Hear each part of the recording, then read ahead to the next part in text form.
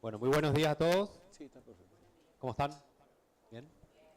Mi nombre es Leon Sachs, soy Head of Latam en Nisum. Y bueno, en nombre de Nisum quisiera primero agradecerles a todos por tomarse el tiempo y venir. Agradecer también a Carlos y a Marcela, directores de Incuba UDEC, quienes hicieron posible este conversatorio. Y por supuesto a Guillermo, quien es nuestro líder de estrategia de inteligencia artificial a nivel global. Y vino especialmente desde Perú a dar una charla el jueves en América Digital para los que estén y obviamente hoy a compartir sus conocimientos con nosotros. Marcela, no sé si nos quieres contar un poquito de cómo nació esta idea y para que así podamos entrar de lleno en el conversatorio. Sí. Bueno, muy buenos días. Oye, muchas gracias a todos quienes aceptaron esta invitación a esta conversa. No hay presentaciones, nada. La idea es que sea súper íntimo, interactivo y aprovechemos la presencia de Guillermo hoy aquí. Bueno, surgió esto porque con Carlos estamos en el directorio de Incuba UDEC, que es la plataforma de emprendimientos tecnológicos de la Universidad de Concepción. Por segundo año, voy a pasar el aviso, Carlos, por segundo año elegida la mejor incubadora de Chile. Con mucho entusiasmo. Aplausos. Con más...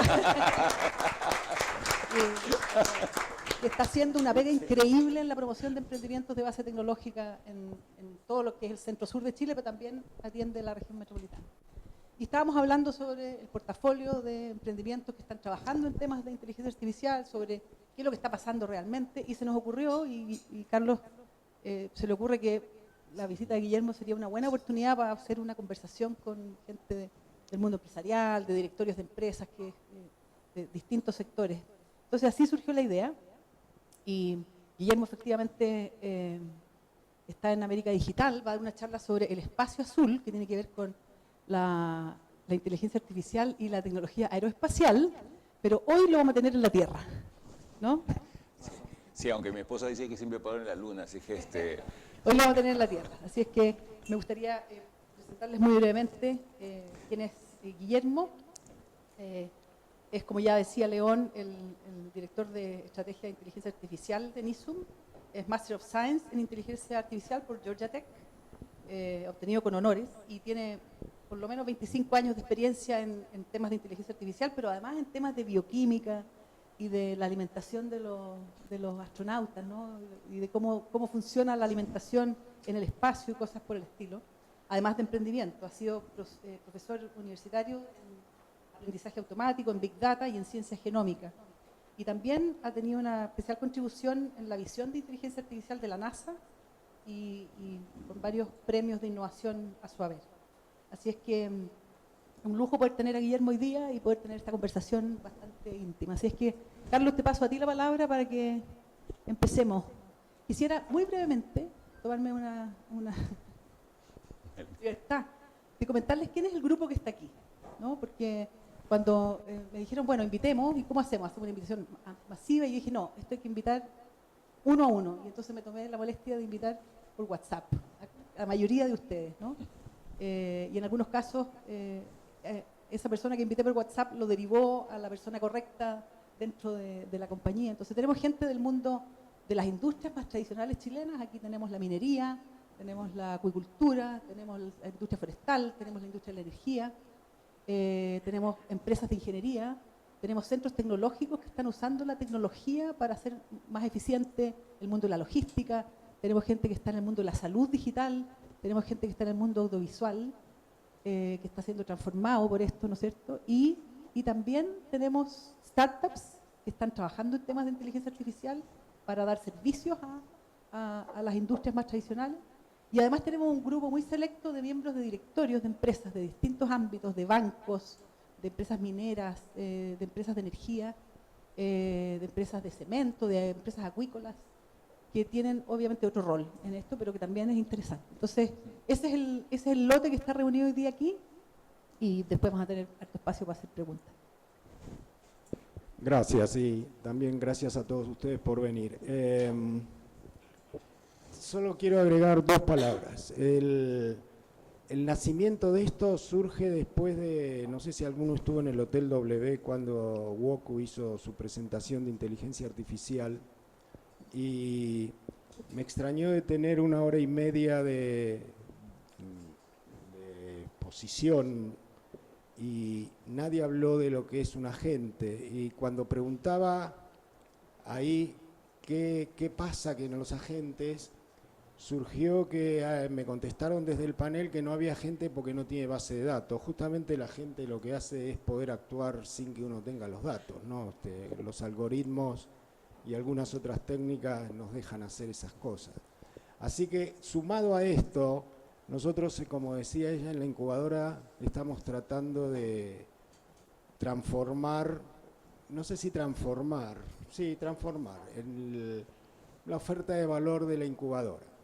Ya las plataformas digitales, todo muy interesante, pero tenemos que dar un salto, y estoy impulsando con el apoyo de algunos directores como Marcela el hecho de que transformemos a Chile también en un país que se meta en cosas que ya vamos a ver ahora dentro de un rato, que no son tan difíciles. No todo es miles de millones de dólares y lanzar una nave al espacio. Así que, dicho esto, yo te dejo para que empieces con las preguntas. El hecho de acá es tratar de concientizar de que podemos dar el paso, que lamentablemente no estamos ni cercanos a lo que se está haciendo en el norte. Yo tengo la suerte de vivir, no la mitad, un poquito menos de la mitad, pero casi la mitad de mi vida en el norte, en Estados Unidos.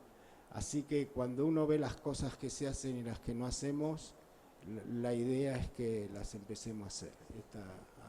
Así terminó de surgir y empezó con tu primer pregunta. Preparamos un par de preguntas estructurales para guiar a Guillermo, después bien abierto el espacio para que haya harta interacción. Pero, Guillermo, más allá de la moda, ¿no? Y entonces, porque ya sabíamos algo de Data Analytics y Machine Learning y de Deep Learning y todo eso, pero bueno, después la generativa y todo eso. Pero más allá de la moda, decimos que la inteligencia artificial llegó para crear valor en las organizaciones, para innovar. ¿Cuánto de eso es mito y cuánto en la realidad está pasando? O sea, cuéntanos probablemente con casos concretos, claro, donde la inteligencia artificial está agregando valor a las estrategias de las empresas. Por acá tengo micro, no hay problema. Sí, claro. Pero en primer lugar, bienvenidos. Muchas gracias a ustedes por la invitación. Voy a tratar de compartir algo de las experiencias que hemos tenido en Estados Unidos principalmente y en países de América Latina. Si hablamos de mitos, la IA es una nueva tecnología basada en algoritmos súper viejos, o sea, esta es la venganza de los nerds.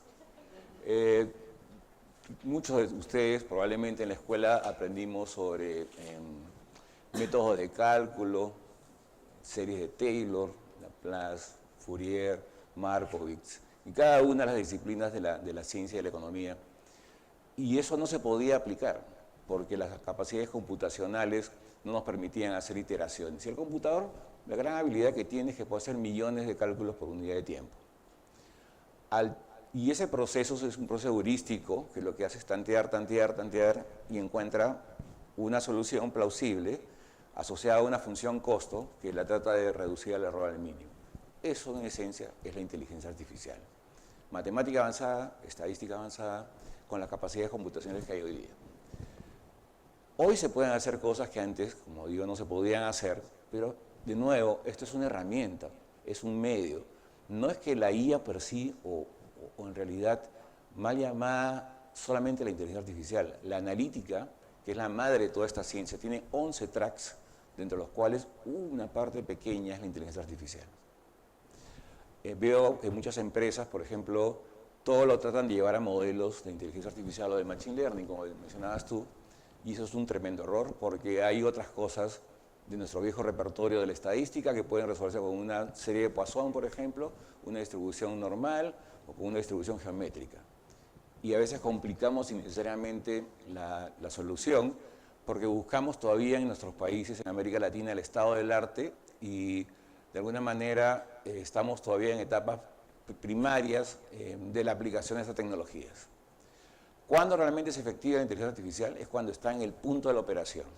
Les voy a contar un caso de un proyecto Orión que trabajé con UPS, con Georgia Tech. Se hizo todo un modelo espectacular porque en vez de 100 paquetes, se querían distribuir 120 paquetes por día por camión. Básicamente era maximizar la ruta, toda una serie, digamos, de dispositivos, y se les dio a que los choferes pudieran utilizarlo en sus dispositivos de mano. El sistema no se adoptaba, porque los choferes decían, nadie me va a enseñar a mí una ruta que yo he transitado por los últimos 20 años. ¿Cuándo funcionó? Cuando los data scientists se sentaron junto con el chofer y hubo un acto ahí mágico en donde, yo lo llamo epifanía de la inteligencia artificial o de estas cosas de analítica, se dieron cuenta que realmente abrazando la tecnología podían entregarnos 120, 150 paquetes. Y eso les correspondía a un bono por productividad. Veo también eso en soluciones como por ejemplo en Perú, que hicimos temas para maximizar la recuperación de cobre, y había una competencia tremenda con los operadores de las células de flotación, porque pensaban que esto los iba a reemplazar, cuando en realidad lo que esto les ayudaba era generar más valor para entender el proceso metalúrgico que estaban llevando adelante. Y no fue hasta que ellos realmente entendieron que en el punto de operación, la información que le daban para la recomendación de la dosificación de reactivos era lo que realmente era valioso para la compañía. Entonces, el primer mensaje es, primero, la IA no es analítica. La analítica tiene 11 tracks diferentes donde la inteligencia artificial es uno de esos tracks, y dentro de la inteligencia artificial podemos hablar de machine learning, deep learning y todas las otras derivadas que hay. Lo segundo es, esto no va a funcionar si esta información o estos procesos no están en el punto de operación. Esto no es para gerentes necesariamente, no es para directores de empresa. Esto es para el que está en el punto donde tiene que atender a un cliente, donde tiene que servir parte del proceso. Y eso es fundamental. No sé si eso responde un poco a la pregunta. Hay otros mitos que después más adelante vamos a ver, ¿no? Por ejemplo, el otro mito de que no tenemos data, nuestra data es sucia. Yo les digo, cuando se levantan ustedes en la mañana, no hay nada más sucio que nuestro rostro, y esto me reconoce el rostro perfectamente, ¿no? Y se abre, y esto es un modelo de reconocimiento vectorial de las caras, ¿no? Piensen ustedes cuando se hacen todos estos descubrimientos de planetas o el telescopio James Webb, piensan ustedes que para ver un cráter alguien barre todas las piedritas para que todo esté muy limpio y ordenado para ver la forma del cráter. No. Hay diversos métodos que permiten no solamente limpiar la información, sino trabajar con pequeñas dosis de data. Por ejemplo, la cantidad de astronautas enviados al espacio profundo han sido muy pocos, solamente las misiones Apolo. Si basáramos todas las predicciones para el modelamiento del comportamiento biológico en el espacio en solamente una decena de astronautas, ustedes dirían, es poca data. Sin embargo, hay tecnologías que con muy poca información pueden extrapolar y tener resultados sorprendentes. Así es que es otro mito que también, mi data no está bien, no está preparada, no es accionable. Falso. Si puedes declarar tus impuestos a la autoridad tributaria de alguna manera y estás operando y facturando, podemos hacer algunas cosas también con ella, ¿no? Guillermo, yo para ya un par de preguntas más y que la gente tenga una idea. Ayer nos mostraste un ejemplo que eran 2 slides, bien impresionante de cómo podemos usar todas estas cosas que vienen del espacio, de la inteligencia artificial y que parece tan raro en la Tierra. Me gustaría que le pases, es un ejemplo de Amazon real, que él trabajó en Cherchatec, entonces me gustaría que lo explique. Ok, perfecto. Primero, ponerlos un poquito en contexto. Alrededor de la Tierra hay una estación que se llama la Estación Internacional Espacial, que se llama la ISS, si alguno ha escuchado hablar de ella. Una vieja amiga que por más de 20 años ha estado, digamos, siendo huésped de un sinnúmero de experimentos de todo tipo, resistencia de materiales, los efectos de la microgravedad en diversos procesos productivos, fortalecimiento de semillas. Por ejemplo, se llevaban semillas al espacio y se observaba que cuando regresaban, las sembraban, eran más resistentes a la sequía, a radiación solar y a diversos problemas. En este entorno se hicieron más de 500 experimentos biológicos con diversos entes biológicos, por ejemplo, roedores, seres humanos, plantas, gusanos, bacterias y un sinnúmero de cosas. ¿Qué se hacía? En realidad, recientemente se creó un comité que se llama el AI for Life in Space, del cual soy miembro, para poder entender, así como ustedes de alguna manera queremos conversar aquí juntos, cómo la inteligencia artificial realmente puede marcar una diferencia en las experiencias biológicas. Créanme que no fue fácil. Uno piensa en la NASA como un súper sitio ordenado. Son 24 centros de investigación alrededor del país, en el cual yo trabajaba muy de cerca es el Ames, que está en Mountain View, en California. Entre ellos casi no conversan, ¿no? Hay muy poca coordinación, hay sistemas todavía obsoletos, viejos, y cuando se habló en ese momento de inteligencia artificial se veía como una cosa media esotérica. ¿Por qué? Porque los biólogos no eran expertos en Machine Learning o en inteligencia artificial, ni los de inteligencia artificial ni biólogos eran expertos en biología, pues a las ciencias cruzadas. Cuando aparezco yo y me invitan a participar de ese comité, esa primera sesión fue muy curiosa, ¿no? Los dos nuevos miembros, uno era el de Canadá y era yo. Entonces se presenta el canadiense ante todo el comité americano y le dicen el presidente del comité, alguien de Canadá que viene a robarnos nuestro presupuesto que tenemos en la agencia de Estados Unidos. Yo dije, uy, si son así con el canadiense, ¿cómo serán con los latinoamericanos, no? Entonces lo que hice fue, cuando me tocó mi turno, dije, bueno, mi nombre es Guillermo Delgado, vengo de Perú y probablemente soy el porcentaje de la cuota de diversidad que ustedes necesitan en este grupo. Y realmente, cuando presento mi background, porque yo soy bioquímico, me dijeron, tú tienes un perfil bien raro, me decían, pues, ¿no? Porque eres un bioquímico que trabaja en inteligencia artificial. Entonces tú nos puedes ayudar. Bueno, sí, con todo gusto, ¿no? Entonces me invitaron a participar en formular la visión para la próxima década de la NASA para todos los temas biológicos y cómo usar la inteligencia artificial hacia adelante. Uno de los grandes retos es que esto tiene que ser de manera autosostenible. Y uno pensaría pues que a bordo uno tiene una cantidad de electricidad tremenda. No, tiene que ser muy eficiente la instrumentación que lleva a bordo porque tiene que ser súper autónomo. No hay forma de que tú enchufes la corriente a 110 o 220 porque no hay eso. Hablas de 5 watts, es precioso a bordo, ¿no? En el espacio la disipación de calor tiene que ser también controlada. Y les digo todo esto porque nuestros países de América Latina sufren también del tema de escasez de recursos. ¿Y cómo desplegar operación de este tipo de modelos en escasez de recursos? Si ustedes no saben, aquí en Chile es el patio de juegos de la NASA en el desierto de Antofagasta. Muchas de las cosas que se han hecho para los rovers de Marte son probados en el regolito del desierto. El centro de observación más importante de astronomía son 3. Uno de ellos está también en este mismo entorno. Entonces, ¿qué nos falta en América Latina para poder ser una economía ya no de segundo piso, de tercero o probablemente de cuarto? Entonces, quiero darles un ejemplo de una investigación que hicimos y fíjense, eso se llama el tema traslacional de la ciencia hasta la empresa. Vamos a, que es un poco lo que Carlos me ha pedido que comparta. Me permiten ponerme los ayudantes que a estas alturas ya.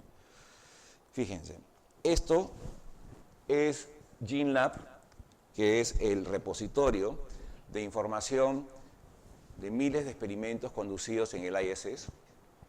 En este caso en particular, hay toda una serie de experimentos sobre el hígado, porque una de las cosas que más preocupa en la exploración espacial es cómo nuestro laboratorio que tenemos a bordo, que es nuestro hígado, puede procesar diversas cosas. Habrán escuchado hablar de esta astronauta, una pareja de astronautas, una astronauta que ha regresado después de 9 meses del espacio, ¿no? Bueno, en realidad es una heroína porque todas las cosas que ha experimentado en su salud, osteoporosis súper avanzada, atrofia muscular, acortamiento de los telómeros, con lo cual su vejez se ha acrecentado, algunas cosas reversibles, otras no, y todo eso es estudiado. Entonces, aquí lo que se ha hecho es enviar, si no me equivoco, a bordo de la misión SpaceX-4 a un conjunto de roedores y se observa, se les eutaniza, digamos, se corta en slides y se hace un procesamiento de casi todos los órganos que ellos tienen. En este caso, esta investigación está enfocada en el hígado. Entonces, vamos a ver un poquito acá. A ver si me acuerdo bien. Si esto es Ames, que es el centro que les contaba en Mountain View, en California. Esto se hizo en el 2014 a bordo de SpaceX 4 y baja una serie de archivos, de datos, que básicamente lo que busca es comparar ratones que se han enviado al espacio con exactamente la misma cantidad de ratones en tierra. Curiosamente, los ratones que se envían al espacio todos son hembras. Y uno diría, ¿por qué?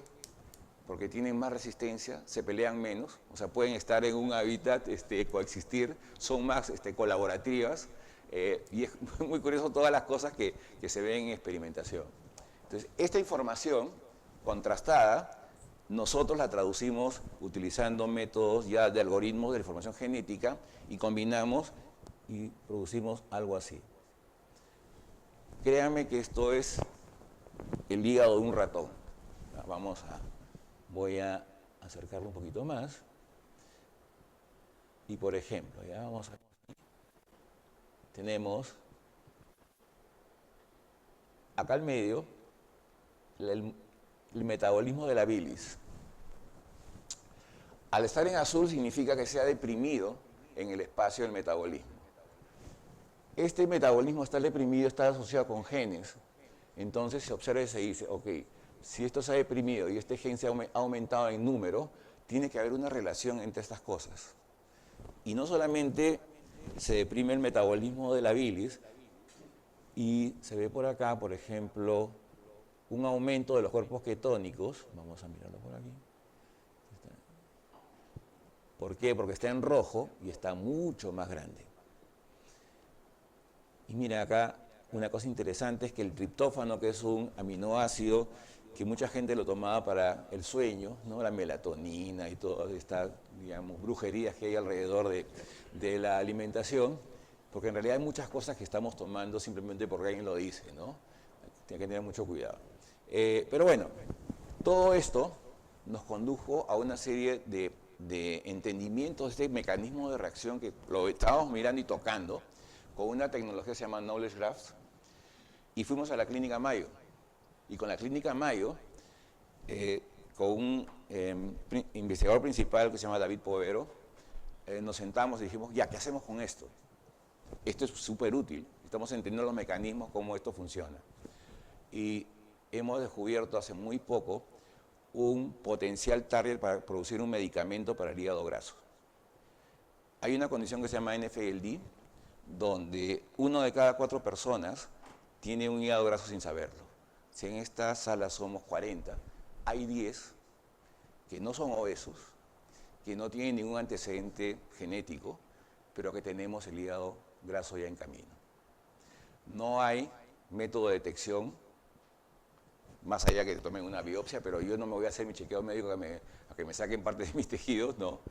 No hay forma que te lo detecten. Segundo, no hay un medicamento para tratarlo. Esto puede evolucionar hacia una cirrosis y más adelante hacia un cáncer. Y eso está ocurriendo mucho, o obviamente que se agrava con los desórdenes alimenticios y los problemas de los síndromes metabólicos, pero hemos trabajado durante casi 2 años y ya obtuvimos un target. ¿Qué significa el target? Que eso se puede convertir potencialmente en un medicamento. Obviamente que un medicamento, producirlo actualmente con los métodos comunes, te cuesta 2.3 billones de dólares, te toma 15 años, con todas las recomendaciones que tiene la FDA para poderlo hacer, y la tasa de falla de medicamentos es del 85%. Por eso es que los laboratorios nos cobran tanto, porque las patentes vencen a los 10 años y si no se apuran, no pueden retornar la inversión que han hecho en estos medicamentos. Ahora, ¿y esto cómo se traduce en el negocio? Bueno, algo similar hicimos para Amazon. Y fíjense, acá no son ratones, son personas. ¿Ya? Vamos a achicarlo un poquito esto. Esto es un estudio de las canastas de compra de un grupo, digamos, de gente que compra en Amazon productos que son libros, películas o música. Con esto, lo que hemos logrado nosotros es perfilar a las personas. Vamos a hacer un pequeño ejemplito acá. Argo Lite es algo que hicimos en Georgia Tech para estudiar los Knowledge Graph y está totalmente gratuito. Si alguien quiere experimentar con los Knowledge Graph, es totalmente abierto dentro de nuestro movimiento de Open Science, ¿no? Bien. En esta parte central, cada nodo es un producto. El tamaño del nodo se llama PageRank, que implica cuál es la importancia de ese producto para Amazon. Cuanto más grande es el nodo, es más importante. Porque si yo no vendo el queso, probablemente no venda el vino. Porque todos los SKUs están emparejados. Y eso es algo que se descubre muy tempranamente en Amazon, no ahorita, sino hace casi 20 años o un poquito más. Y por ejemplo, tenemos acá vamos a mirar, dos segmentos de clientes, ¿ya? Vamos a decir, este primero, que está preocupado, unido a dos tipos de contenidos, ¿no? Los temas de comida fantástica con Esplenda, historia del cáncer de un dietista, estilo en las casas, House Members in the District, una guía, digamos, muy sabia para las fusiones familiares, y por acá tenemos Teenage Confidential. Entonces, al parecer, este es un perfil preocupado por la alimentación, preocupado por las familias y que tiene hijos pequeños. Entonces, perfectamente lo puedo definir con esta información obtenida de los tickets de compras de Amazon. Si me voy a la derecha, encuentro otro tipo de contenido. Es métodos,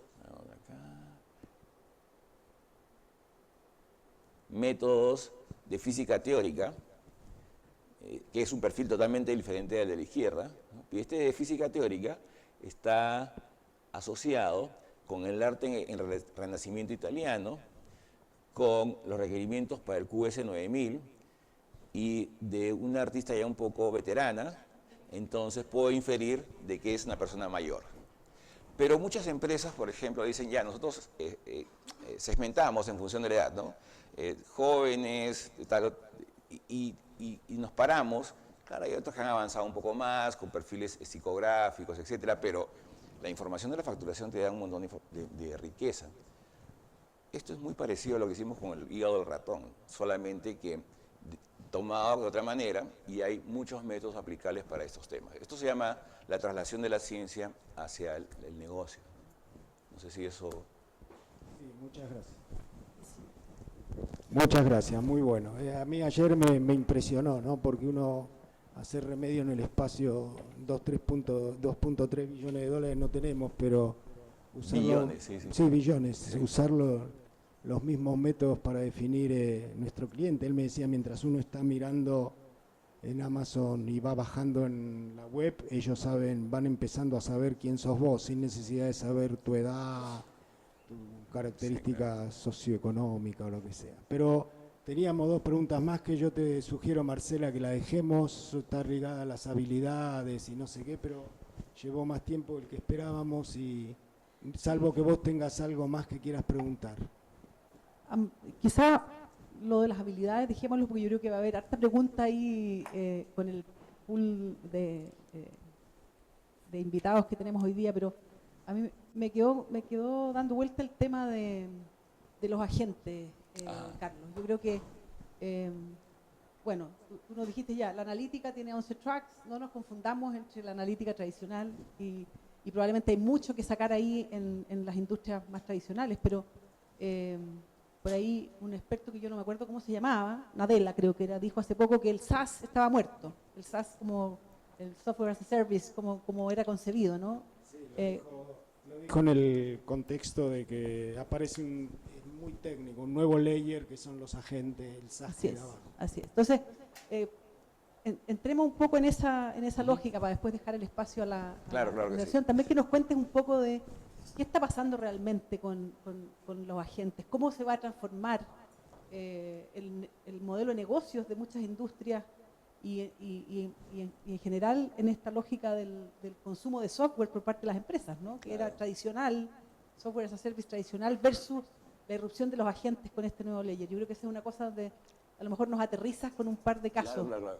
Así como les hablaba de la venganza de los nerds, yo hablaría un poco de código viejo sobres o paquetes nuevos, ¿no? En realidad, los agentes no son otra cosa que componentes de código, pero que tienen una particularidad. ¿Recuerdan ustedes si alguno ha programado que utilizábamos librerías de terceros? Claro, podríamos desarrollarlas nosotros mismos, ¿no? Es más, cuando estás uno en la universidad, te piden que no utilices librerías externas, sino que utilices tus propias librerías o hagas tus propios algoritmos. Pero en este caso, los hyperscalers como Amazon, Google, Microsoft, Nvidia y otros más, se dieron cuenta de que se podían empaquetar no solamente librerías, sino componentes completos, podían ser parte de un proceso cada vez más de mayor penetración en las empresas. O sea, probablemente estemos pensando que parte de nuestro costo variable empresarial van a ser todas las capacidades que tienen estos clouds. Entonces la gente no es otra cosa más que un pedazo de código, que en donde uno lo que busca dentro del repertorio de todo lo que hay, piezas de Lego, ¿no? Y automáticamente comenzamos a ensamblar. Lo ensamblamos siguiendo algo que se llama un framework de agente, pues, eso es un plano, ¿no? No hay otra cosa más esotérica que eso. Y se construyen para misiones específicas, que pueden trabajar autónomamente. Un agente puede ser, si ustedes entran al bot o al diálogo con Amazon, un agente de atención para el cliente que te permite conversar. Pareciera que estás conversando con una persona, pero en realidad es un computador. Pero hay agentes que pueden emitir reportes, agentes que pueden recoger toda la información de, por ejemplo, lo que hicimos para una casa de inversión, recoger todos los reportes de inversión de acciones que llegan diariamente, hacer un consolidado de toda esta información, procesarlo, extraerlo, convertirlo y entregar una hoja al CFO, que ese día los aplaudió porque dijo, yo me tiraba casi la mitad de un sábado leyendo y ustedes ahora me ayudan con esto de una manera bastante importante. Ahora, el tema de los agentes y esta capa que hablaba Satya del tema que había muerto el SaaS, yo lo veo por otro lado. Muchas veces ustedes como C-Level o directores de empresa buscan la tecla F, que es la tecla fácil para encontrar la pregunta que quieren responder, ¿no? Y a veces cuando uno no sabe operar un sistema, lo que hace es llamar a alguien y le dice, oye, dame por favor cuál es el forecast de venta para 2 años. Y tenía que uno aprenderse a navegar por el menú, a entrar hasta la opción, dónde estaba, y si usan SAP, por ejemplo, no hay nada más árido que SAP, es casi como chupar un clavo, más o menos. Sí.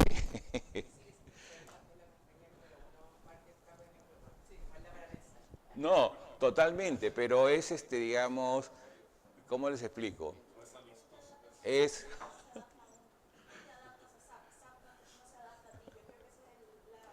Lo que pasa es que SAP tiene una misión dentro de las empresas, que es servirnos de esqueleto, de columna vertebral.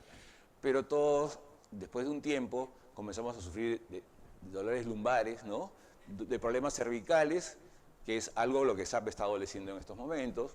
Pero bueno, no hemos venido a hablar de SAP. Pero bueno, el punto es el siguiente. Aparece un nuevo actor en esto, que es ChatGPT. Y todos se fascinan cuando en un pedazo de texto, con un diseño de una pantalla muy simple, uno le hace una pregunta y te contesta. Y hasta le decimos, por favor, ¿me puedes decir esto? ¿No? Muchas gracias.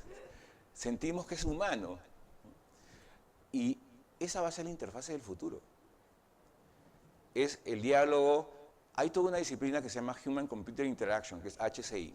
Para todo el diseño de todo lo que es soluciones, mi primer trabajo fue como intern en Apple, en los tiempos de gloria de Steve Jobs, al cual vi un par de veces nada más. Uno a 200 metros en el estacionamiento y otro en un town hall meeting, ¿no? Y mi primer trabajo, mi assignment fue desarrollar un manual para la Apple IIc, que era la que se aplicó en muchas escuelas de Estados Unidos. Pero aprendí la pasión para poder ver el Customer Journey, cómo uno diseña cada pieza de interfase para que ese journey sea muy fácil de usar. Entonces ustedes, lo que ha ocurrido es que han usado ChatGPT y se han unido al lado oscuro de la fuerza, ¿no? Y ese lado oscuro de la fuerza lo que está buscando es, oye, yo no quiero un menú con 5 opciones que me tengo que aprender dónde navego. No. Yo quiero hacer lo que yo pregunto acá y me da un chart, me puede recomendar. Entonces, ese layer adicional es lo que tal vez está refiriendo Satya de que el SaaS ha muerto, porque el SaaS es una expresión, digamos, última de tecnología llena de menú, reportes, sprints, exportar, bajar. No, ahora es muy sencillo esa interfase. Y eso ha causado una disrupción, tanto así que los chinos han copiado con DeepSeek, digamos, las interfaces que tiene ChatGPT, y está Copilot, Gemini, y todos los otros sabores que hay de IA generativa. Que están interesantes, pero cubren una brecha de déficit de conocimiento en nuestros países. El gran problema es que, claro, si yo no soy el nerd que sabe sobre matemática avanzada o estadística avanzada, le pregunto a ChatGPT, pues, ¿no? Y le pregunto, oye, dime cómo sería la transformación de Fourier o explícame esto que no lo entiendo. Y te da un public domain hecho acá. Pero no hay que perder de vista que todos estos lenguajes han sido entrenados con información del pasado, sesgada. Más del 40% de esta información tiene sesgos, no es exacta. Así que tengan cuidado en ese lado oscuro de la fuerza, ¿no? Así es que en el tema de agentes yo creo que vamos a expectar que las interfaces van a ser cada vez más simples. Va a ser una computación conversacional porque las interfaces tienen que estar adecuadas para esto. Y eso le va a poner gran presión a todas las casas de software para que sus, digamos, formas de cómo interactúan con el ser humano sean cada vez más de manera conversacional, ¿no? Y eso es lo que les podría decir. ¿Sí? Buenísimo. Oye, abrimos el micrófono para que quien tenga dudas, Sí, claro. comentarios, y aprovechen de presentarse. Y ¿no tenemos más textos por allá, Caro? ¿O vamos a hacer circulares? Ya. Les pido que se presenten. Sí, dale. Ahí está. Ok, gracias. Leandro San Miguel, CIO TEI de Arauco, Celulosa Arauco Forestal. Estabas hablando hace un rato de lo que eran servicios web, la arquitectura SOA de servicios que eso venía hace varias décadas. Y ahora con el mundo de los agentes, parecería que hay una similitud, pero quería ver qué opinas de eso, porque yo encuentro que no tiene nada que ver. Antes, cuando hablábamos de servicios, era totalmente determinístico. Uno creaba un servicio para hacer algo y ante la misma entrada siempre iba a responder lo mismo. Claro. Con los agentes es no determinístico, uno no sabe lo que va a responder, hay probabilidades de por medio. Además, un agente puede llamar a otro y si no existe, lo crea y lo inventa y programa algo para que resuelva otra cosa. Entonces, las respuestas pueden ser bastante aleatorias y no determinadas, y yo creo que eso en general, eso incomoda, porque es como que yo quiero saber lo que va a hacer, no quiero no saber lo que hace y cómo lo hace. Pues, ¿cómo Claro, ves todo ok. este mundo? Perfecto. Lo que pasa es que cuando nos sacaron a nosotros del mundo determinístico y nos llevaron al mundo de la estocástica, que es el mundo de la probabilidad, nos comenzamos a sentir incómodos, ¿no? Porque en el colegio nos enseñaron que el área del triángulo es base por altura sobre 2. Y eso te da un resultado que el profesor no te lo puede discutir y tú tampoco se lo puedes discutir a él. Pero cuando entró este mundo en el cual lo que encontramos es una respuesta probable con un margen de error, nos comenzamos a incomodar. En el fondo hay algunos agentes que, claro, tienen toda la apariencia de ser estocásticos o probabilísticos, pero en el fondo son determinísticos. Voy a poner cómo funciona un agente adentro muy sencillamente.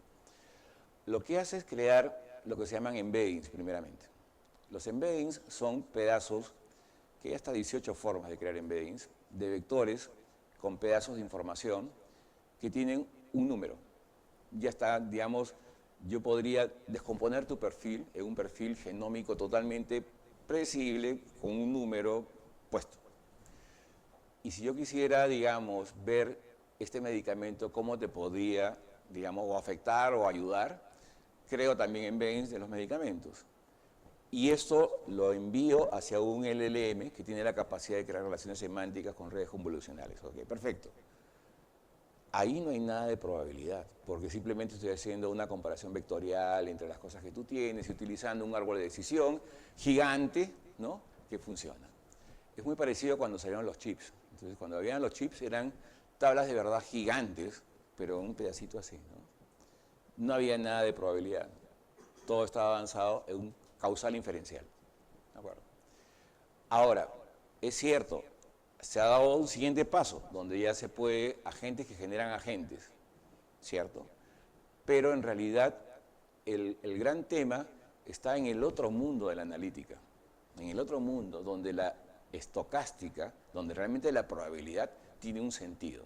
Este mundo de los agentes, dejémoslo para esto que va a ser. SOAP y toda esta generación que derivó, perfecto, pero en el mundo de la estocástica, en el mundo de la probabilidad, es muy incierto porque somos nosotros seres inciertos. A pesar de que somos predecibles porque nos comportamos normalmente, hay un principio que se llama el principio de incertidumbre de Heisenberg. Ese principio para mí es brillante. ¿Por qué? Heisenberg fue un científico que se atormentaba porque no podía determinar un electrón en el tiempo t donde estaba exactamente. Y se fue a conversar con sus padres, que en ese tiempo eran nada más y nada menos que Bohr, Planck y toda la serie pues, de científicos que conocemos. Le dijo, debo estar equivocado. Y al final concluyó que no. Y lo que concluyó fue que él podía solamente determinar que ese electrón estaba en una zona probable. Entonces, si nosotros somos seres inciertos en nuestra materia, ¿no les pasa que a veces dicen, ¿por qué hice esto si yo nunca hago esto? ¿O cómo se me ocurrió esto? Yo no sé. Ya, agradezcanle a Heisenberg y su principio de incertidumbre. En ese punto hay un tema, porque ¿por qué te va a comprar un cliente? ¿Cómo predecir la compra de un cliente? Ahí somos seres inciertos. Seres predecibles, pero inciertos. Entonces va a haber valores en los cuales tenemos que recurrir a otros métodos que los agentes, claro, lo utilizan de una manera enmascarada, pero son la parte de todo el desarrollo analítico de todas las plataformas. Amazon tiene 21 plataformas operando simultáneamente. No son agentes, son plataformas de inteligencia artificial y otras plataformas analíticas. Como decía Carlos, a la hora que yo estoy haciendo un browse en un producto, automáticamente ya están aprovisionando la parte de logística si hay o no en ese hub para poderlo hacer. Ahí hay una pregunta, sí, dale. Guillermo, gracias por compartirnos tu punto de vista. A mí me gustaría que profundizáramos en el comentario que hizo inicialmente Carlos respecto a la brecha que se está generando entre el norte del mundo y los países latinoamericanos. Porque mientras nosotros aquí estamos discutiendo y entendiendo, y sé que es desafiante, lo que son los agentes y lo que van a transformar, en el norte del mundo, NVIDIA está hablando de la AI física, o sea, el tema de los agentes ya como que fue. Sí, claro. Y Bill Gates la semana pasada decía que la mayoría de los roles de profesores y médicos van a ser reemplazados por AI en los próximos años. Entonces, como que estamos en fases distintas, en discusiones distintas, e incluso más, si lo vemos al nivel de PIB, como crecimiento económico, las grandes consultoras han proyectado que nuestra región va a crecer 1/3 de Estados Unidos, 1/5 de China, o sea, como realmente una situación súper desafiante. Entonces, dado que dejaron por ahí dando vuelta las preguntas estas de las capacidades humanas, me gustaría saber ahí tu punto de vista, Guillermo, respecto a qué es lo que sí somos capaces de hacer para romper estas tendencias o proyecciones que se esperan, porque si no, nuestra región se va a alejar del desarrollo en esta era. Entonces, Perfecto. ¿qué es lo que sí somos capaces de hacer los que estamos aquí, que somos líderes de las empresas y que sí somos capaces de hacer en el entorno y en las condiciones que estamos? Me encanta tu pregunta porque me la pides. Sí, perdón. Perdóname. Francisca Yáñez, yo soy directora de empresas, me dedico a los temas de tecnología e inteligencia artificial y conectarlos con la estrategia de los negocios. Por lo tanto, bueno, son temas hoy día de alta Claro. discusión, te diría, en todos los grandes círculos. Perfecto. Voy a hablar sobre dos temas, la frontera de competitividad, y si me olvido, por favor, me hacen recordar, pero quiero hablar primero sobre qué nos pasa en América Latina. Tenemos dos síndromes.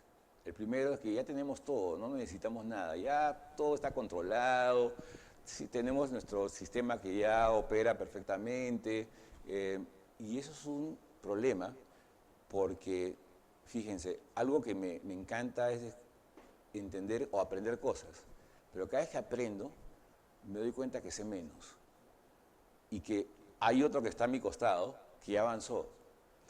Esto no es estático. O sea, decir que ya tenemos todo resuelto realmente me da una preocupación. La segunda cosa es que las empresas, nuestras empresas en América Latina han desarrollado su sistema inmunológico propio. ¿Qué significa esto? que hay gente que son las células T de las corporaciones que matan la innovación. Cualquier cosa que se mueve y trata de salir de la curva normal de comportamiento, estos agentes o células T, linfocitos encargados de matar a estos innovadores, salen y con justa razón están defendiendo el statu quo y el establishment. Entonces, estas dos cosas que requieren una gestión cultural bastante importante. El día que decimos que no necesitamos nada, que todo está resuelto, estamos pecando un poco de soberbia. En un mundo en el cual viene mañana Walmart y planta su formato en la esquina y tiene todo ya establecido. Cuál va a ser el tráfico, cómo poner los SKUs, cómo van a estar las góndolas dispuestas, cómo es el tema del manejo de las redes sociales para que la gente llevarla, cómo poner tal vez la parte de alimentos o vegetales al fondo para que el tránsito sea, no se imagina, las zonas calientes del mall, etcétera, etcétera. Ya está estudiado, ya está puesto. Regreso a la primera pregunta, que era la frontera de competitividad. El otro tema es esto, ese mindset hace que las economías que están desarrolladas versus las economías en desarrollo crezcan a múltiplos logarítmicos frente a nosotros. Y eso es preocupante. Y dense cuenta que de lo que estamos hablando hoy no exige más que cerebro, muchas horas de estudio, ¿no? Intentarlo muchas veces, y computadores, que ahora es lo más barato. El hardware cada vez tiene un precio impresionantemente bajo. Esa industria sin humo en países en América Latina debería ser lo más rico que podríamos hacer. ¿Cuántos peruanos me he encontrado en la NASA haciendo inteligencia artificial? 2. Y de nuestros países, muy pocos. ¿Qué encuentro? Hindúes, encuentro árabes, asiáticos, que se están preocupando por dar ese salto. Siendo algunos de ellos todavía economías en desarrollo, están preocupándose por dar el salto hacia esta frontera de competitividad y poder alcanzar a toda esta industria que se está generando del conocimiento. Así que creo que en las empresas creemos nuestro squad de innovación que dependa de un C-level con licencia para matar y probar. Prueba y error. No, somos sociedades que han establecido el castigo a intentar, cuando en el intento y en el fracaso es la mejor fuente de aprender. No se imaginan la cantidad de veces que yo he fracasado haciendo estos modelos, ¿no? Y en cada uno de ellos me retaba a seguir avanzando. Este modelo de los ratones sí estuvo a mi cargo hacerlo, ¿no? Y créanme que son horas de horas que uno le da vuelta y como les decía, mi mujer siempre me dice que paras en la luna. Estaba pensando, de repente apliqué mal esta librería o esta cosa lo podría mejorar contra la otra persona. Pero es parte de esa actitud, de atreverse a hacer cosas, ¿no?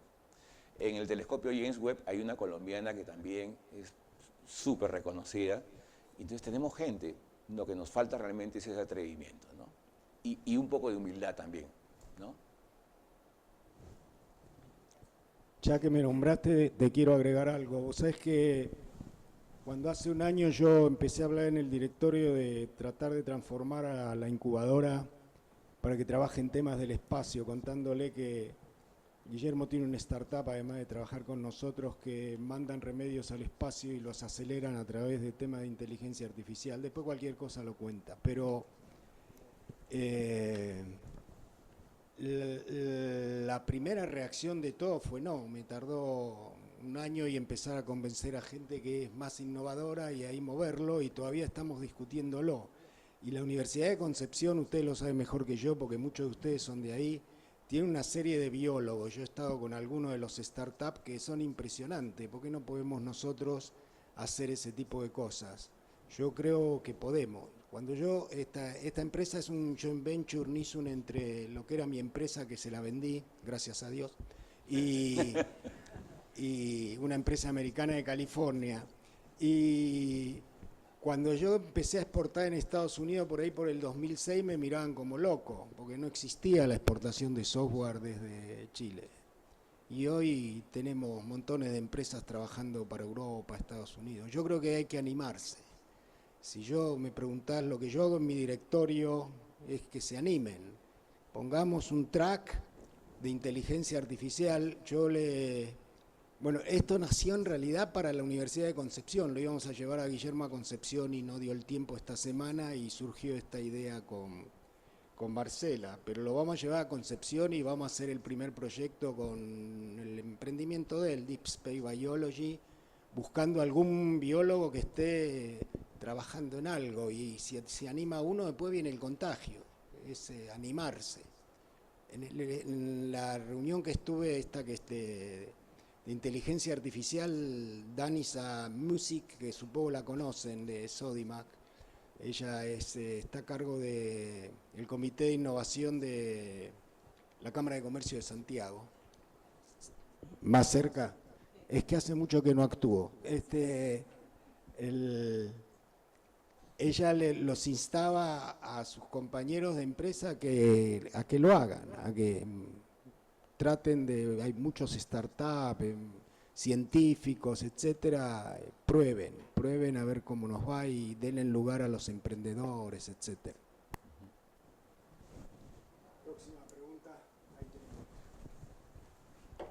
Me presento, yo soy María Olivia Recart, soy directora de empresa y además presidenta de una organización feminista. Así que y de la Universidad de Concepción. y de Concepción, sí. Me interesó mucho el tema como de la gestión cultural, la gestión del cambio hacia el interior de las empresas, pero lo voy a dejar aparte, porque mi preocupación hoy día tiene que ver con que los datos, las bases de datos, la mirada de los agentes o la mirada de las empresas sobre sus probabilidades de futuro están basadas en datos antiguos. Y los datos antiguos son súper misleading porque la demografía está cambiando mucho. Está cambiando, lo hemos visto en Chile, o sea, la tasa de natalidad, la tercera edad. Yo soy directora de un banco, yo presiono mucho en el directorio por el tema de la tercera edad.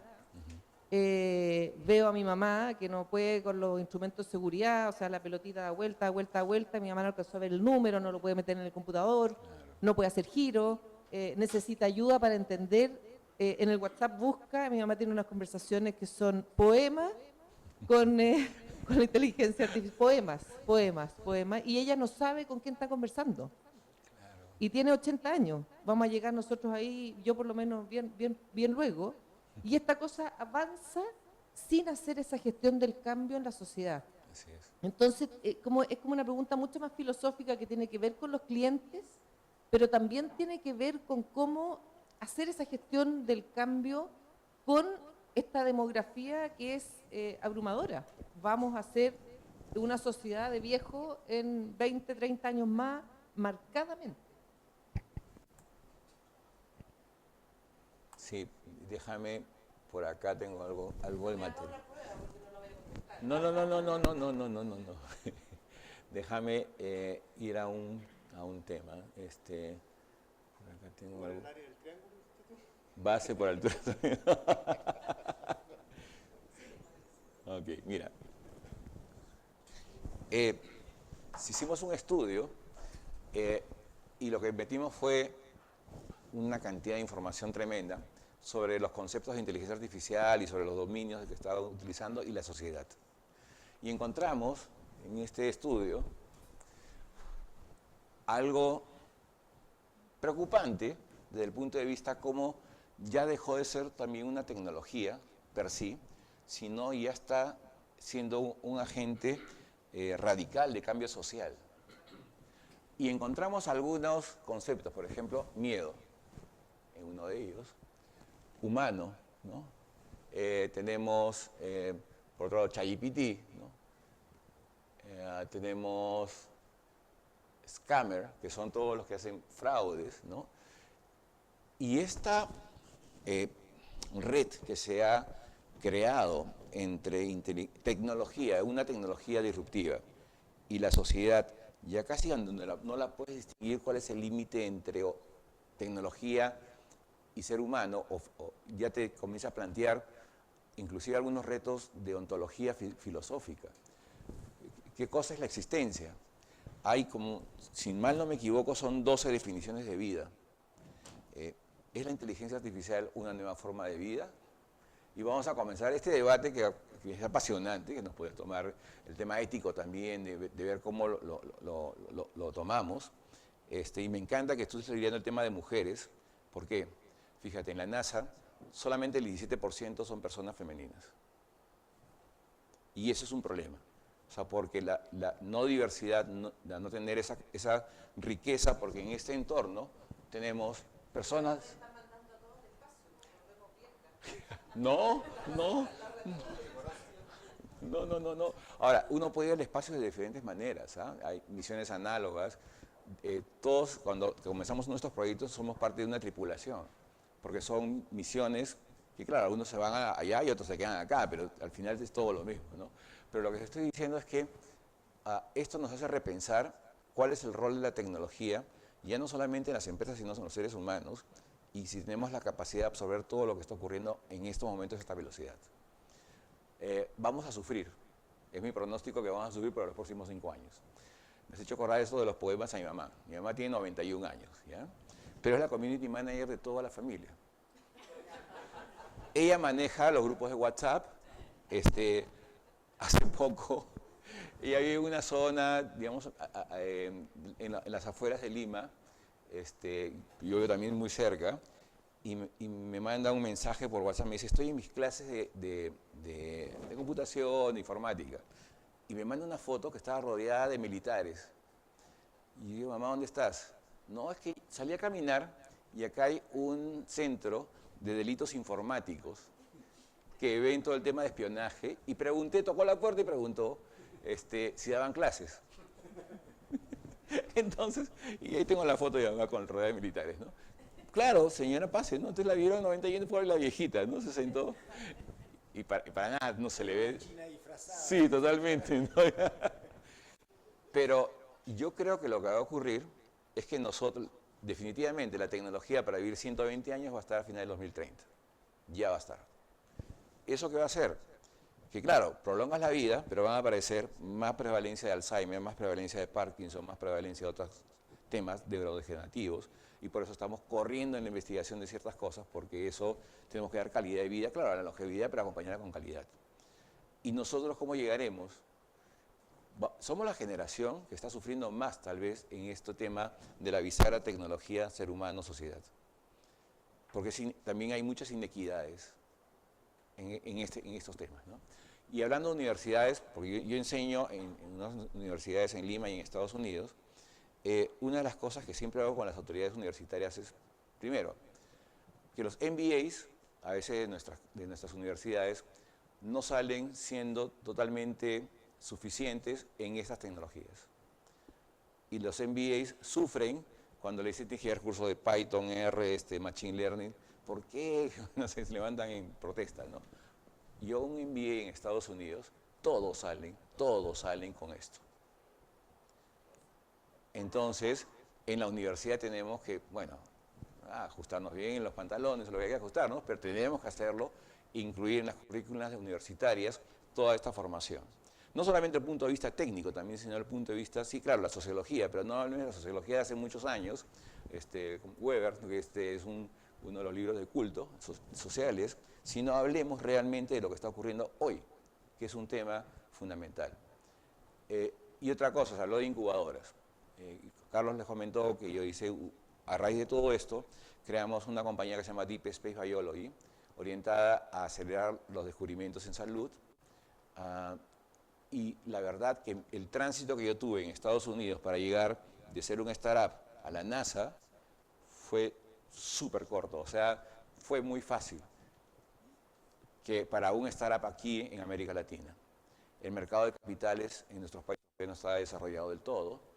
Es difícil hacer esa traslación, ese salto, y tienes que alcanzar ya no el 18% en la ley de difusión de la innovación, sino tal vez mucho más para poder subsistir. Y los gobiernos deberían acompañarnos un poco más con políticas más claras en los temas de innovación, ¿no? Así que por ahí sería mi reflexión, ¿no? Hola. ¿Cómo estás? Perfecto. Juan Eduardo González de Antofagasta Minerals. Te tengo dos preguntas, una más técnica Sí. y una más mundana. La primera es, todo estos avances en inteligencia artificial, las redes cada vez más complejas, más profundas, más capas, qué sé yo, han hecho que nosotros perdamos explicabilidad de los modelos. ¿Cómo eso pega en la parte ética, en la medida que esto se va tomando más espacio en la sociedad? Esa es la primera. ¿Y qué se hace ahí? Porque vamos a quedar a merced de quién entrenó el modelo, de los sesgos que trae, etcétera, etcétera. Y las decisiones, vamos a decir, es una caja negra. Esa es la primera pregunta. Y la segunda, lo mencionaste, este C-Level con licencia para matar. De repente pasa que empiezan a cuestionarse los retornos, porque esto igual es innovación. El modelo no va a estar listo quizás en el tiempo que te dije, porque hay que entrenar lo demás, las inversiones y los retornos.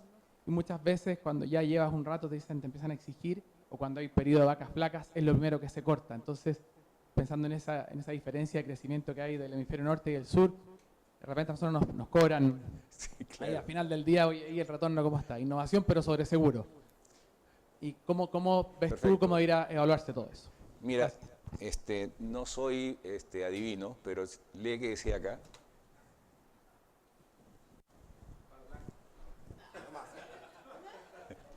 Uno de los temas que quería conversar. Ah, sí, discúlpame. Explainable AI. Sí. Que es su primera pregunta y la segunda está también por acá, mira. No nos hemos puesto de acuerdo antes, ¿no es cierto? No. Ok. No, el tema es el siguiente. ¿Por qué estas preguntas surgen cada vez que me reúno con miembros de directorio? No acepten, y se los digo así tajantemente, cajas negras. No es necesario del todo tener una caja negra. Ustedes, la primera pregunta que van a hacer es ¿por qué? Y el mundo del deep learning es seductor. O sea, claro, viene un data scientist y le dice aplicamos deep learning, TensorFlow y todas esas se van así y te saca un accuracy del 98%, ¿no? Eso sucede solamente en las películas, ¿ya? Y tú le preguntas, ¿y cuál es la variable más importante? ¿Cuál es el proceso que más debería gestionar en la mina? Bueno, no sé, pero eso es lo que dice acá la caja, ¿no? Entonces, ¿ustedes creen que yo esa respuesta se lo puedo dar a alguien de la NASA? Me tira por la ventana. Yo lo que hago es explainable AI. Y eso hacemos, es la doctrina que tenemos. AI explicable. Y eso, bueno, tengo otra filmita por acá que te puedo ayudar de repente.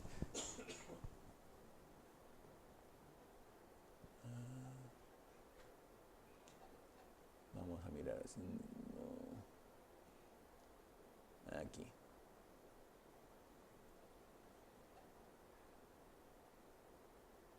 Sí, está aquí. Vamos a presentar. Si hablamos dentro de la analítica de inteligencia artificial, son todas estas ramas, ¿ya? Deep Learning, vamos a buscarlo donde está Deep Learning, ¿ya? Está dentro de Machine Learning. Sí, aquí está. Y dentro de Deep Learning también hay algunas que son más oscuras que otras, ¿ya? Pero este es un pedacito de la inteligencia artificial y esto dentro de 11 tags analíticos. Entonces no acepten eso, cuando hay tremendo repertorio para poderlo lograr. Por ejemplo, ya hablaste del tema de minero, en este caso que les hablaba para usar el mismo ejemplo de la recuperación de cobre, ¿no? ¿Cómo maximizar la recuperación de cobre? Claro, la seducción era utilizar modelos de Deep Learning, pero la pregunta del metalurgista era ¿qué estaba afectando? ¿El tamaño del grano, o sea, de la perla para la molienda? ¿O está afectando que el santato que yo estoy utilizando para el secuestro de la espuma del cobre no está adecuada? ¿O la temperatura? ¿O la mano del operador? ¿Ya? Entonces, ¿qué hicimos? Nos dimos cuenta que, por ejemplo, teníamos que modelar el comportamiento humano. Porque cada operador en cada guardia tenía su forma de cómo matar sus pulgas, ¿no? Entonces, él decía, no, está bien ese modelo, pero yo ábrele aquí nomás, pues, ¿no? Entonces, sin embargo, todo ese comportamiento nosotros lo observamos y encontramos que dependiendo del operador, dependiendo del día, dependiendo del turno, que eran 3 turnos por día, teníamos un modelamiento. Otra cosa que encontramos fue que los sensores se comenzaban, cuando había parada de planta todo estaba limpiecito, nuevo, ¿no? Entonces conforme avanzaba esto, los sensores se comenzaban a degradar la lectura y daban error. La ley que obtenías al final tenía una diferencia. Entonces, ¿y qué hacemos ahora? Porque no podemos parar la planta cada rato para limpiar con la lunita del sensor, ¿no? Lo que hicimos fue modelar el error, que es una técnica que no es inteligencia artificial, es un modelamiento de varianza, que Garch, hay varias formas de hacerlo. Entonces, de nuevo, tú tienes un súper repertorio de otras cosas para poderlo aplicar y no aceptar, y eso es otro de los problemas, como todavía estamos en una etapa infantil digamos, algo adolescente en el mundo de todo esto. Los data scientists que salen pues con licencia a matar, ¿no? Carlos siempre dice como mono con cuchillo, ¿no? Entonces, y realmente hacen eso y hacen perder la confianza. Respecto a tu segunda pregunta del ROI, claro, si estamos todavía en etapas tempranas, ¿cómo vamos a esperar que el ROI pues sea súper alto? Y eso tienen que entenderlo los directores de empresa. Sin embargo, si no entran en este momento, el ROI va a ser mucho más complicado en el pronóstico hacia futuro. Y eso es lo que podría decir esos comentarios, ¿no?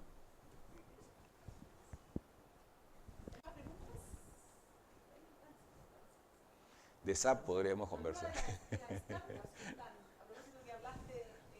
Sí, claro. ¿Me das Carlos, Sí, ya no sé, pero quiero... Hola. ¿Aló? Lo apago.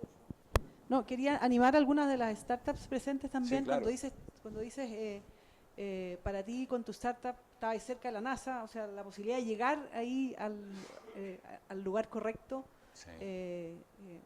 Estabas en el momento y en el lugar correcto. Sí, nosotros probablemente estamos lejos, entonces también quizás animar a algunas de las startups presentes con alguna de esas preguntas. ¿Aló? ¿Se escucha?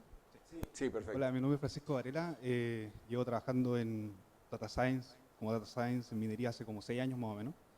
Y un poco también con la respuesta que dio Guillermo, totalmente de acuerdo. Nosotros, cuando yo partí el año 2018 más o menos, haciendo modelos, era como, sí, aplicamos un modelo, veamos cómo funciona y todo el tema, pero el entendimiento del proceso, estar ahí con el operador y también con los metalurgistas, yo creo que es lo más importante. Primero, también lo que estamos conversando era un poco de que cuando uno intenta enganchar con el operador o con la persona y después explicarle al superintendente, uno tiene que hacer análisis que sean explicables. Entonces, para eso la estadística tradicional es súper relevante porque nos permite hacer inferencia dentro de lo que uno está haciendo. Luego uno puede aplicar cosas un poquito más complicadas que no tiene que explicarle, sino que dar resultados principalmente. Pero para poder enganchar y poder entrar dentro del mecanismo de trabajo que ellos tienen, es importante poder explicar las cosas que estamos haciendo.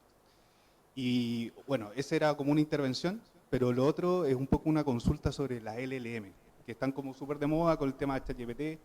En minería se han hecho varios, como en el fondo chatbot, que te permiten responder ciertas cosas de mantenimiento, por ejemplo. ¿Ya? Dentro de Codelco se están haciendo ese tipo de cosas. Pero mi pregunta es un poco también con este hype que de repente ocurren con estas tecnologías donde, ok, te permiten responder preguntas, pero ¿qué soluciones te da a nivel de proceso?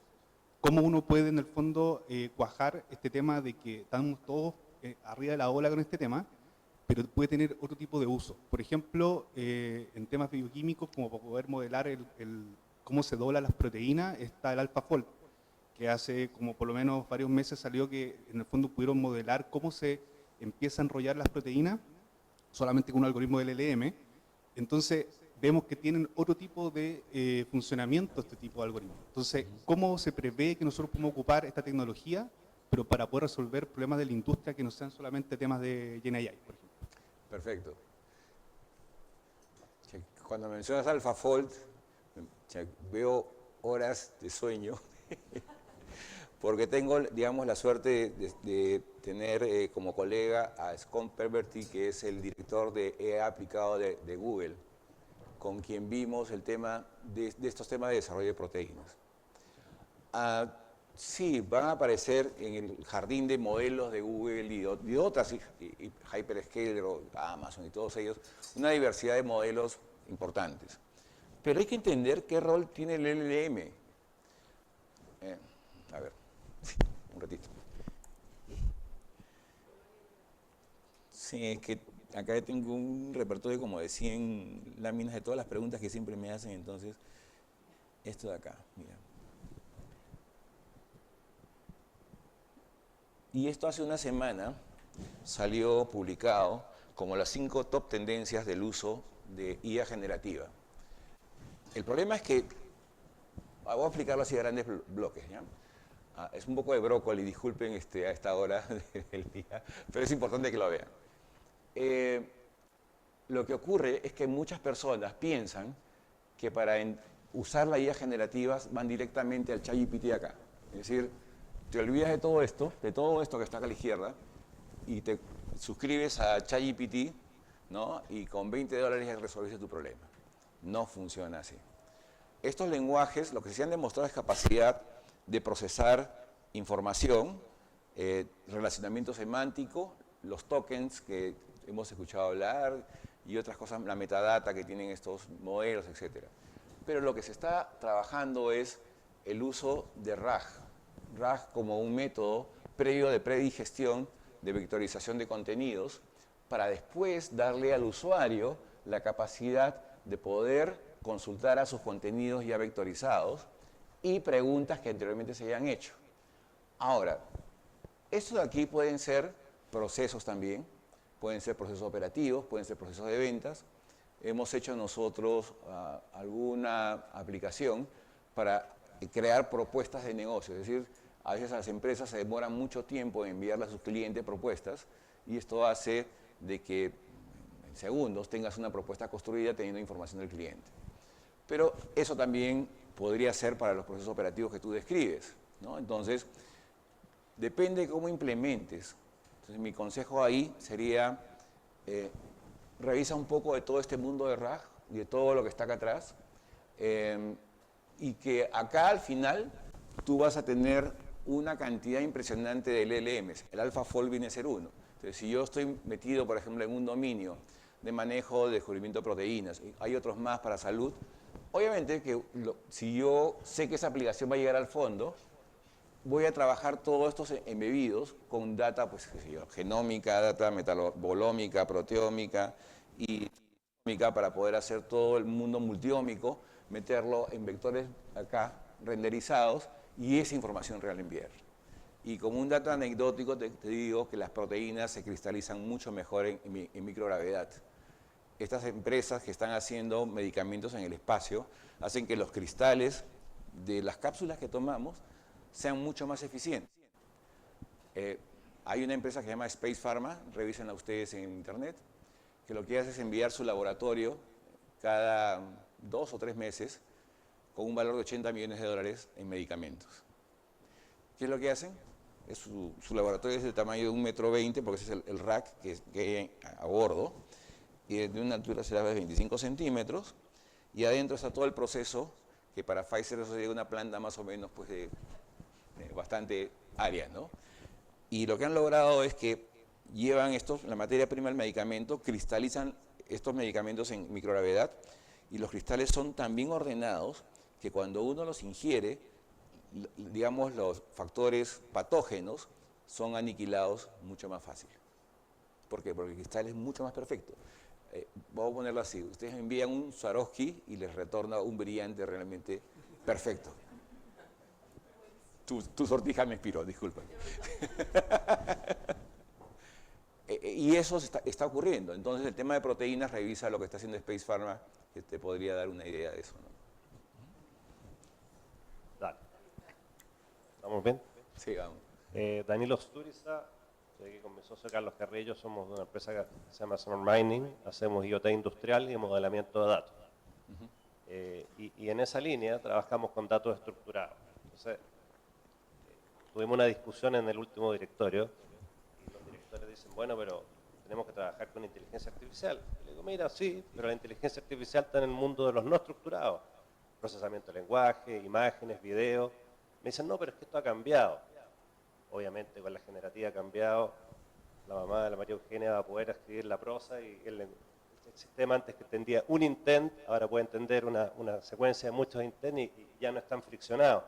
Pero desde la perspectiva de lo primero que dijiste, cuando dijiste esto está en el mundo de la analítica, 11 ramas, inteligencia artificial es uno. Y hoy día siento que como que la inteligencia artificial está un poquito manoseada como concepto, se entiende como si fuera la analítica y el resto toda la familia. Mira, mi maestría es soy máster en ciencias analíticas. Uno de los cursos es inteligencia artificial. Desgraciadamente, cuando yo me matriculé, pensaba que era inteligencia artificial solamente, ¿no? Y obviamente que el primer curso que se llama Introducción a la Analítica nos dijo, seguro que ustedes han venido, ¿no?, para aprender inteligencia artificial.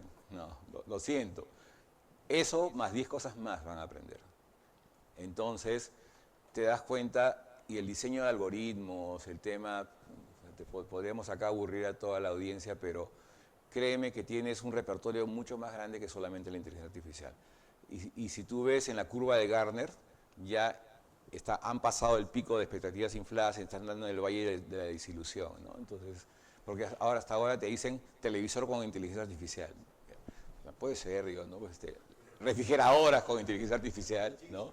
Sí, sí, así que es complicado, ¿no? Claro, no, en esa línea estamos pensando en incorporar eventualmente asistentes para que con la plataforma SaaS sea más fácil preguntar datos históricos, porque tú tienes todo como en tiempo real. Entonces, en definitiva, poder, no sé, preguntar en Molienda los niveles de llenado de ayer, hacer una comparación y pedir cosas de ese tipo. Pero no hemos visto como un caso de uso tan directo con este tema de los datos no estructurados. Por eso te lo preguntaba. Pero Sí, podríamos hacer una sesión para mirarlo. No tengo, eso sí, no está en lo que tengo aquí, pero sí, sí lo hay, sí lo hay.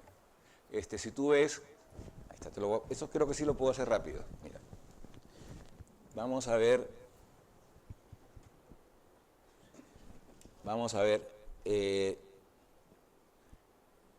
Soyuz Space.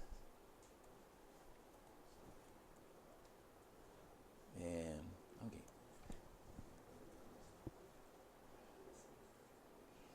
Si tú vas dentro de la cápsula de la Soyuz,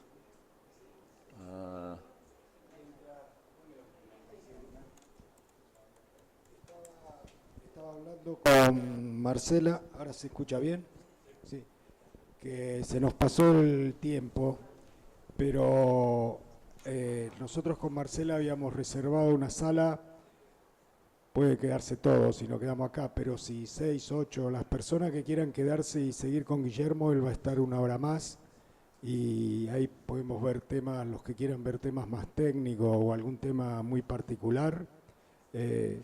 Marcela iba a invitar a 6, 8 personas, pero lo dejamos librado a lo que ustedes quieran. Pero esta va a ser la última pregunta, son casi la 1 y supongo que muchos de ustedes tienen compromiso y si no quedan invitados a seguir, salvo que todos quieran que sigamos y seguimos. Traemos los sanguchitos acá y seguimos.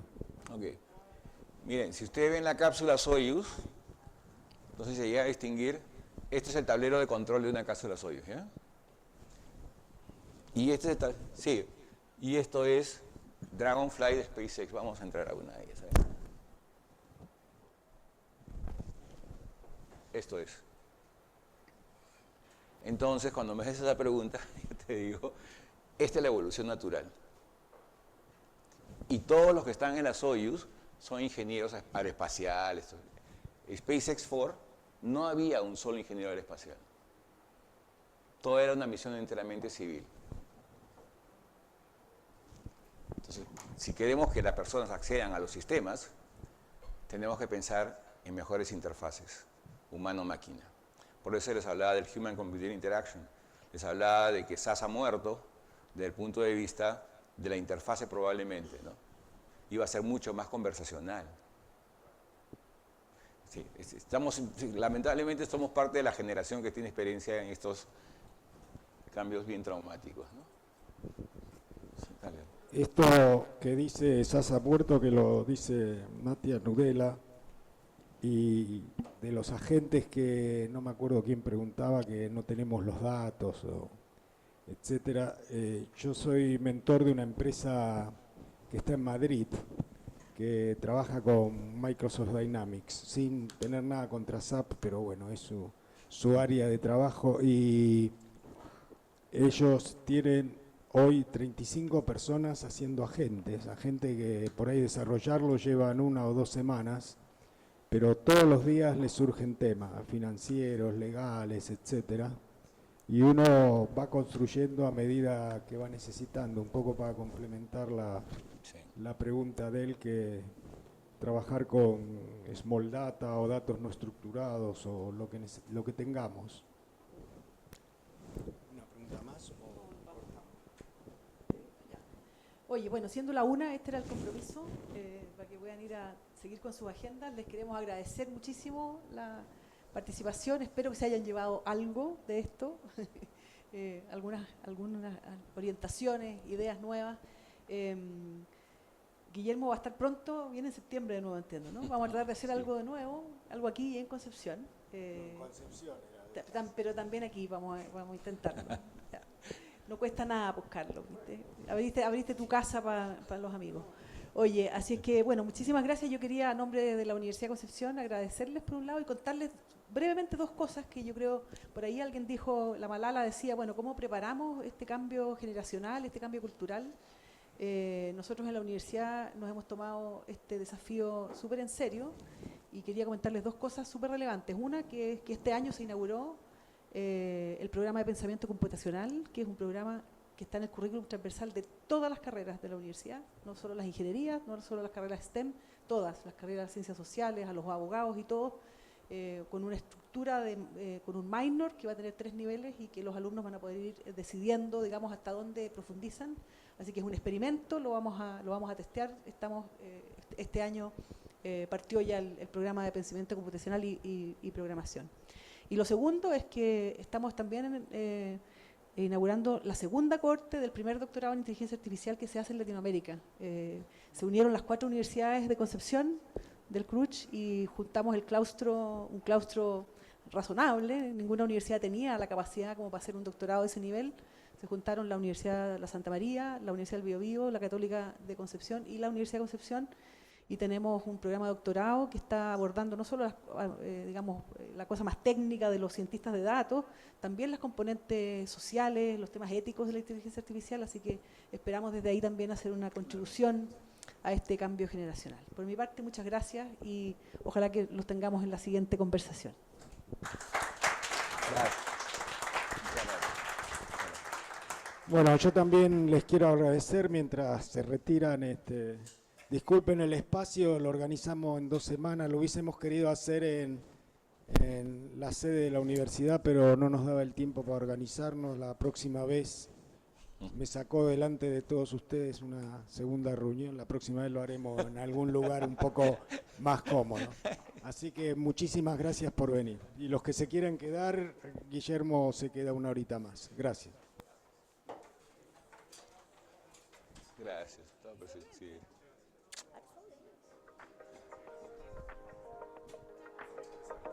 Qué gusto que les haya...